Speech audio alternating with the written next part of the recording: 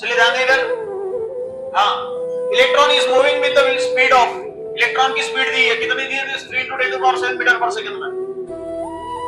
In a magnetic field, electron कहां move हो रहा है? मैग्नेटिक फील्ड में, और मैग्नेटिक फील्ड दी है तुम्हारे पास में, this is 6.00, it is 6 × 10⁻⁴ tesla, perpendicular to its path, path को परपेंडिकुलर, मतलब मैग्नेटिक फील्ड क्या है?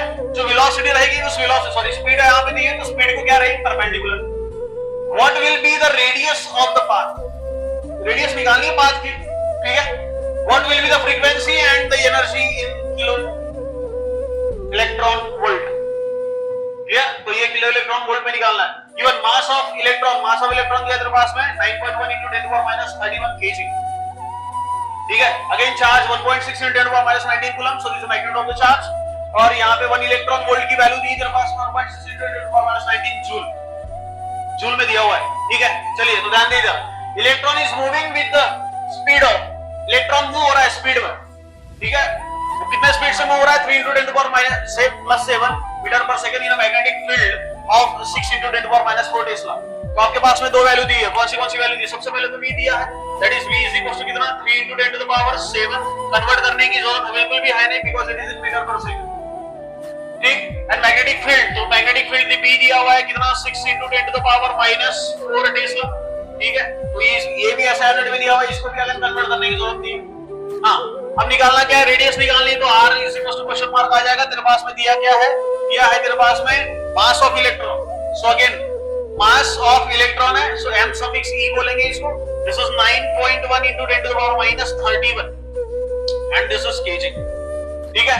Charge of electron, again e का वैल्यू दिया है, दिस इज 1.6 × 10⁻19 कूलम, ठीक है। और इलेक्ट्रॉन वोल्ट की वैल्यू कितनी दी है? अगेन दिस इज 1.6 × 10⁻19 जूल में, ठीक।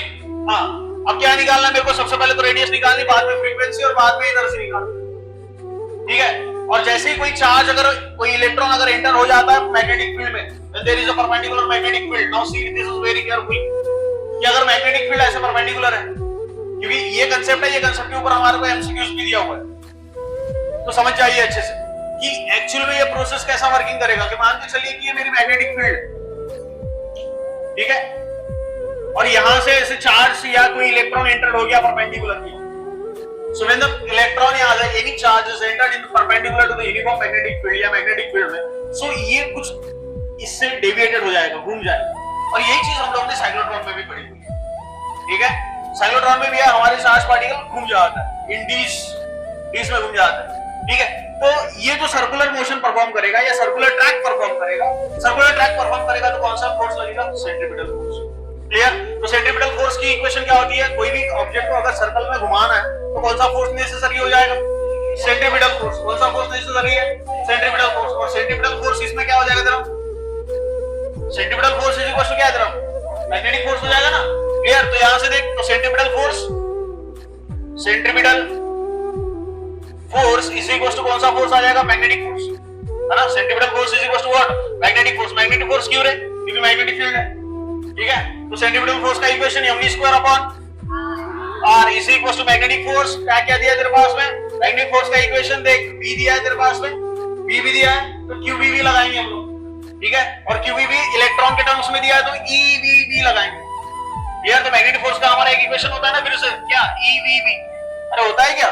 ठीक है, इसका मैग्नेटिक फॉर्म लेंगे हम तो v क्रॉस ऑफ b लेते हैं, ठीक। तो यहां आ जाए तेरा क्या? evb, ठीक है। चल देख, यहां से vv गायब हो गया। Again this is mv divided by r is equal to e into b, ठीक है। क्या निकालना है मेरे को? r। तो r इज इक्वल टू क्या हो जाएगा? mv divided by eb, mv divided bye, अब e का वैल्यू दिया है तेरे पास में, देख e कितना है? 1.6 × 10⁻19 कूलम, ठीक है। तो r यहां से कैलकुलेट कर लेंगे। मास कितना दिया है मेरे पास में? 9.1। मास कितना दिया? 9.1 दिया ना। So again this is 9.1 into 10 to the power -31 kg. So this is 31 into velocity कितनी दी है? This is 3 into 10 to the power 7 divided by charge on electron. So this is 1.6 into 10 to the power -19 coulomb और multiplied by b कितना दिया तेरे पास में? फिर से 6 into 10 to the power -4। चलिए फट से कैलकुलेट कर ली इसको। अभी क्या? 2.44, ठीक है।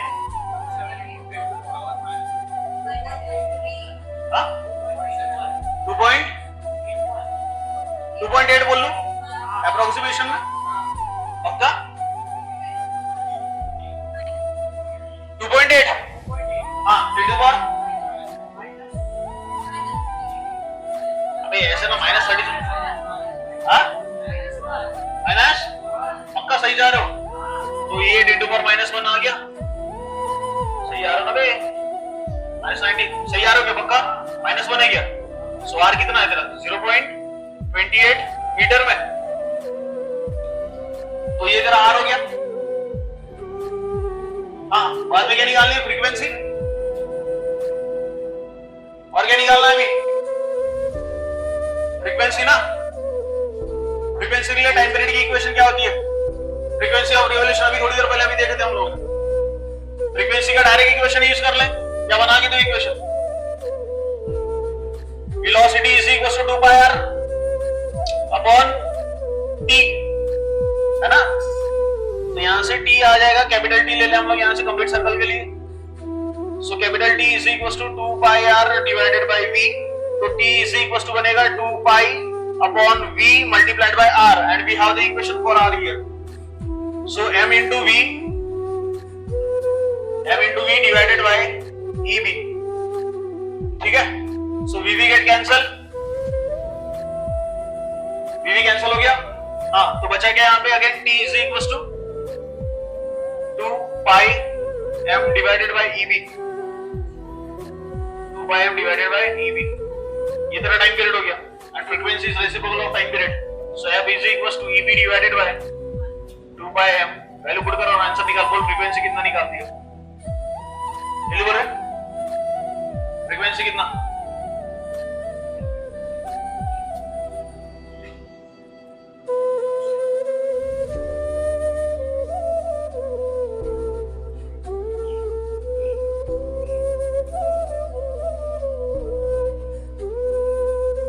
बोल फ्रीक्वेंसी नहीं निकली अभी तक? 0 सही आ रहा हो क्या?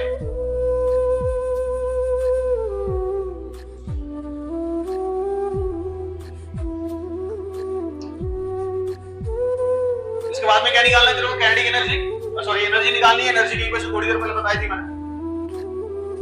और यहां से अगर मैं ले लूं एनर्जी, एनर्जी आएगी मेरी काइनेटिक एनर्जी, ठीक है? और काइनेटिक एनर्जी का फॉर्मूला क्या था? 1/2 mv²। क्योंकि v तो दिया हुआ है तेरे पास में, मास ऑफ इलेक्ट्रॉन भी दिया हुआ है, तो यहां से हम लोग डायरेक्ट कैलकुलेट करेंगे। सो 1/2 mass of electron multiplied by velocity of electron. So again this is v²। So kinetic energy here becomes 1/2 9.1 into 10 to the power minus 31 multiplied by your velocity becomes, so this is 3 into 10 to the power 7, 3 into 10 to the power 7 का square। Calculate कर लो, so we get the final answer।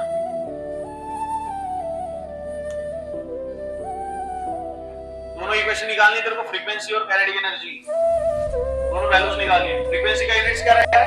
Hertz. इसको RPM भी कहते हैं ना, RPS, revolution पर minute, revolution पर second भी कहते हैं। मिनट को कन्वर्ट करना पड़ता है सेकंड में। हाँ, इसका यूनिट रहेगा तेरा जूल में, ठीक है?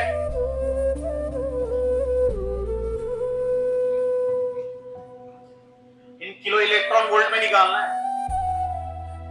चलो पहले इतना कर लो, बाद में समझाता हूं किलो इलेक्ट्रॉन वोल्ट में कैसे निकालते हैं।